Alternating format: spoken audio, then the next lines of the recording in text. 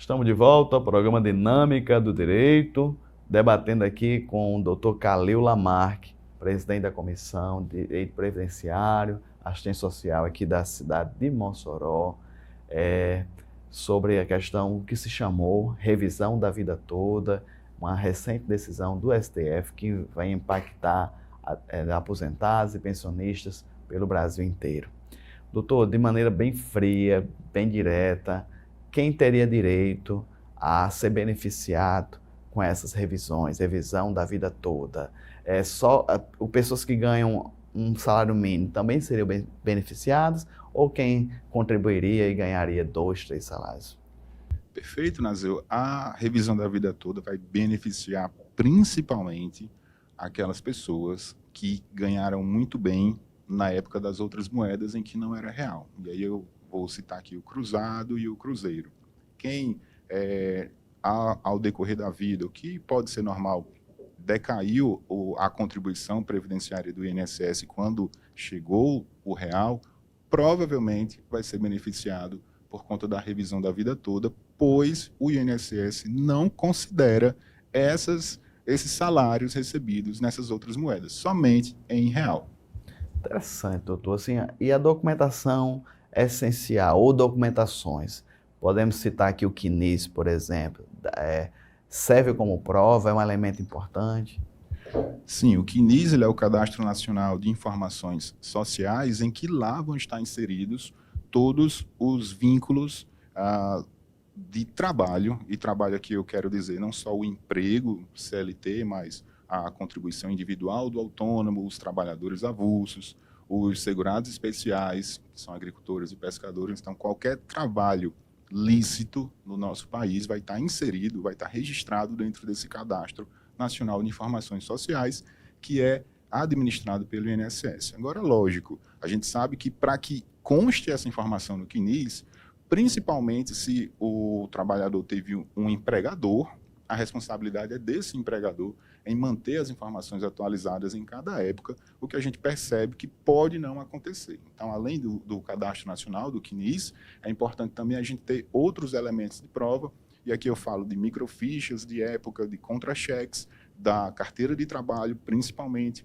e também de relatos, se houve vínculos informais ou não desse trabalhador enquanto do recebimento de outras moedas, ainda que haja alguma dificuldade em razão do tempo, e aí a gente vai encontrar prazos prescricionais e decadenciais. O que é isso? É que o direito ele vai socorrer até um determinado tempo. A partir disso, ele não consegue mais ajudar a alcançar aquilo que é buscado. Então, embora haja essa dificuldade, mas é importante, porque através de outros elementos, de repente, a gente consiga corrigir eventuais erros do CNIS. Doutor Calil, o INSS, de ofício, de maneira automática, ele vai fazer algum tipo de revisão em favor desses trabalhadores, ou tem necessariamente que contratar um advogado e acionar a justiça? O INSS ele faz parte do Poder Executivo, e o Poder Executivo ele tem uma autonomia de instruir e orientar os seus servidores como é que vão ser analisadas determinadas leis, a exemplo dessa legislação que rege os benefícios previdenciários. Onde é que eu quero chegar com isso? Que o INSS ele pode ter uma análise mais restrita, desde que não seja contra a lei. E a análise do INSS sempre vai ser restrita a ponto de ter um balanço econômico favorável em favor dele. Já o judiciário, não. O judiciário, que é um outro poder, então ele é independente do executivo, ele também tem, embora seja a última palavra a nível de decisão no país, mas ele tem as interpretações com base não só em regras, mas também em princípios. E esses princípios eles vão poder ter ferramentas interpretativas muito mais generosas, na verdade, muito mais sociais do que o Poder Executivo, via de regra. Então, respondendo, o INSS ele não vai fazer de ofício essa revisão.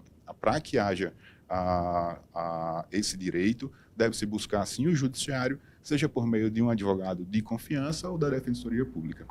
Eu ia também perguntar a Vossa Excelência, porque os juizados especiais federais, o cidadão pode ingressar também sem advogado.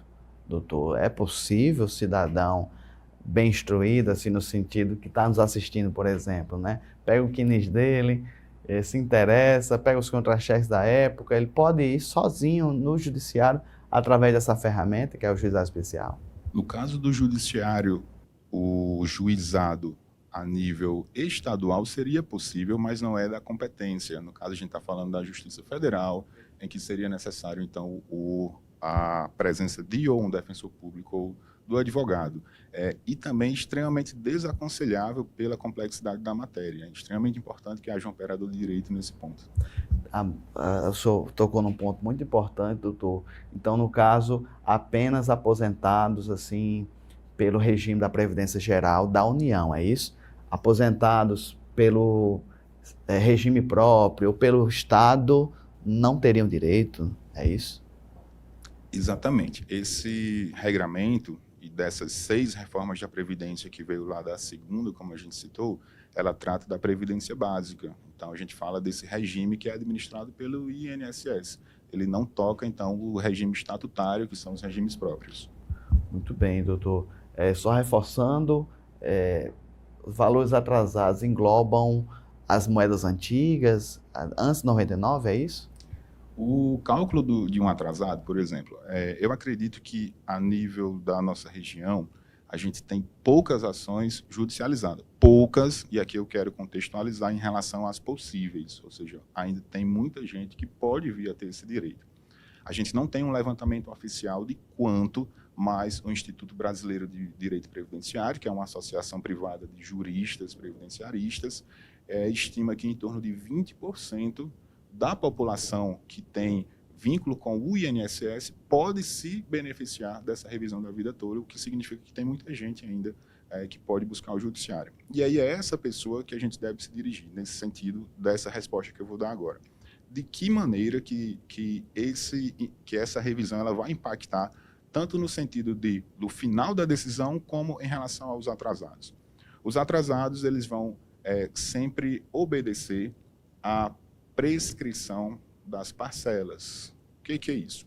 Alguém que tem como ente público do outro lado da mesa em um processo judicial vai ver prescreverem as parcelas a cada 5 anos. Então, alguém que já esteja aposentado há 6 anos vai perceber, então, que se o INSS deveria estar pagando há 6 anos a aposentadoria majorada, um pouco mais generosa, no caso, a gente vai perceber que há 1 ano dessas parcelas, o INSS já não vai ser obrigado a pagar, porque somente os últimos 5, já que algumas dessas parcelinhas alcançaram mais de 5 anos de idade.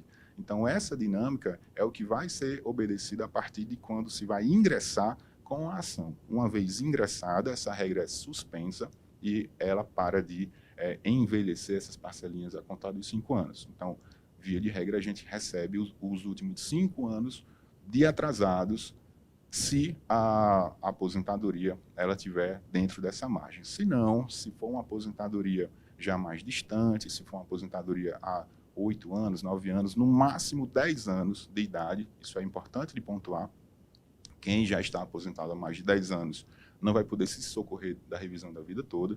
Então, a gente está falando de pessoas entre 2012, aposentados entre 2012 e 2019, que podem buscar a justiça e aí será beneficiado, caso tenha direito, com as parcelas do máximo dos últimos 5 anos a contar da data dessa aposentadoria. E quem é de 2019 em diante não vai ter esse direito, porque a nova, mais recente reforma da Previdência, ela aniquilou essa regra e tornou agora definitivo que todos os aposentados só vão poder calcular os seus benefícios, todos os segurados só vão poder calcular os seus benefícios com a moeda em real. Perfeito. Nós estamos falando aqui, doutor Caledo, no caso, uma advocacia bem qualificada, específica. É necessário uma calculadora, eu falo calculadora aqui, um aplicativo, né? Específico para essa conversão, doutor. Estou tentando aqui encorajar os colegas que estão do outro lado, né? É necessário um programa específico para fazer esse tipo de conversão? Olha, eu diria que o nosso curso, ele nos capacita a fazer esse nível de cálculo. Não é um cálculo de extrema complexidade, eu repito, é muito mais trabalhoso do que complexo, os advogados eles estão habilitados a isso, mas por um excesso de zelo, seria extremamente importante que a gente tivesse por ferramenta ou um contador de confiança ou esses sistemas que existem hoje com a nova tecnologia que podem fazer análises de maneira mais rápida e que a gente interprete eles da melhor forma possível em favor do nosso segurado. Perfeito, doutor. Estamos aqui conversando com o doutor Calil Lamarque, ele que é presidente da comissão aqui de Direito Previdenciário, aqui na subseccional de Mossoró, nos ajudando a entender a revisão da vida toda. No próximo bloco, doutor, vai ser as considerações, a conclusão, mas também vamos tocar em temas importantes como, a partir de então, pode prescrever o direito do cidadão, ele tem um tempo, um prazo para se socorrer. Não sai daí, voltamos já.